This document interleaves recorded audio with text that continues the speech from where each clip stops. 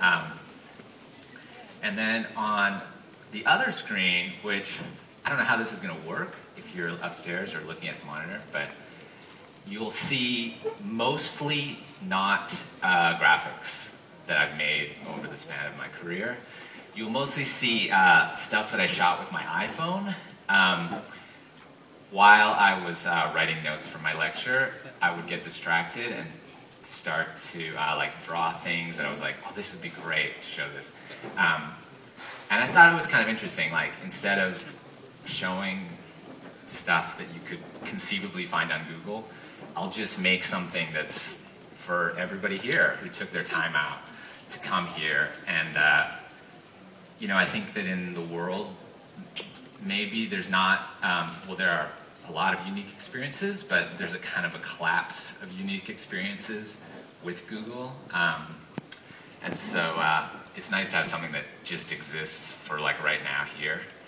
So some of those drawings will relate to the stuff I'm talking about, and some of it is just drawings.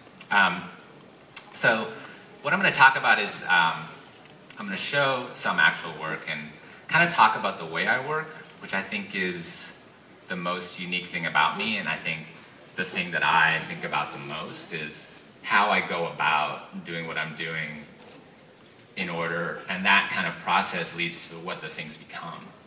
And so, you know, when I'm writing my notes and not drawing, I'm like saying stuff about myself to myself, like I do this and I do that, and I make art, and I do design, and I do corporate work, and animation, and then I kind of, when I step back, like, half of it isn't true. And that's why it's really good for me to talk and kind of own up to what's really going on. And I think that any creative person or any person, you have internal motivations. You have the stuff you tell yourself that keeps you going and keeps you creating or feeling inspired. So some of those lies are okay, and then some of that stuff, hopefully, like I'll get to some truths and kind of, you know, for myself and you, get to some of the real reasons behind creating what I'm doing, which maybe aren't so simple. So there's an ambitious person right there. And so I think that what I realized that there was definitely like a point in time, maybe 15 years ago, where I decided to very consciously work in a specific way.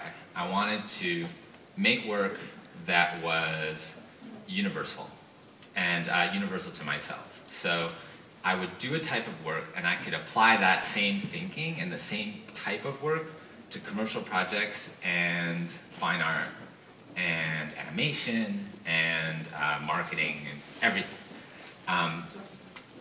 That was the goal. And I did it very consciously, and there's a number of reasons for that. And I also chose to look very internally for my inspiration, to work from within, to take what I felt and ideas that I really believed in strongly, and build on those ideas. And so, you know, that, you know, did two things. One thing is, like, I'm instantly the expert. Like, I didn't need to do any research. I could walk into any situation and know where I was starting from because it was internal. So it's nice not to do any research. And, you know, some of the reasons for choosing a new way of working are, like, time. That I just hate wasting time. And, you know, it's the same thing when I'm sitting down to write the lecture. Like, I'd rather be making stuff all the time than be doing research, or to be taking a meeting, or finding JPEGs of my own work from like 10 years ago. I think that, you know, all the time making that you can spend, it like pushes you forward. And my goal with everything, and everything I'm going to talk about, is kind of like maintaining that kind of push to like push things forward and things to happen, maybe in an organic way. So I grew up in Calgary, Alberta, Canada, which is like Western Canada. I was into like all kinds of stuff like guys like me were into in the 80s, like skateboarding and punk rock and stuff like that. And but I was seeing it from afar, and I think that's an important thing about who I am, is like kind of like an outsider looking in, and that's the way I feel I kind of parse information. Like I kind of take it in a way that is, you know, like the same kid who was like staring at every detail of Thrasher magazine and figuring out like what kind of shoelaces guys wore and what, you know, in the age of like magazines and stuff, had to like pore over the details, and that gave like a certain eye. And I was also like, I was a certain kind of dork. Like I'd wear like the one kind of shoelaces with the wrong kind of jacket because you're in Canada and you don't know. But it also is a very kind of, it gives you, I had a lot of freedom, I think, in growing up, because it was all, in some ways, you're kind of taking culture in, but you don't really understand it, so you kind of have to invent your own story for what was going on, and it kind of makes more sense, you know? Like, I think Suicidal Tendencies, to me, the band, and they were like cholo heavy metalers, and I was talking with a friend about it the other day, and now, like, living in Los Angeles, where I live now, like, cholo heavy metalers is way less interesting, because there's cholo heavy metalers all over the place. But growing up in Canada, it was mind-blowing and a really interesting kind of, like, collision of cultures. So, grew up in Canada, and I went to, this is just, like, quick history of myself a little bit.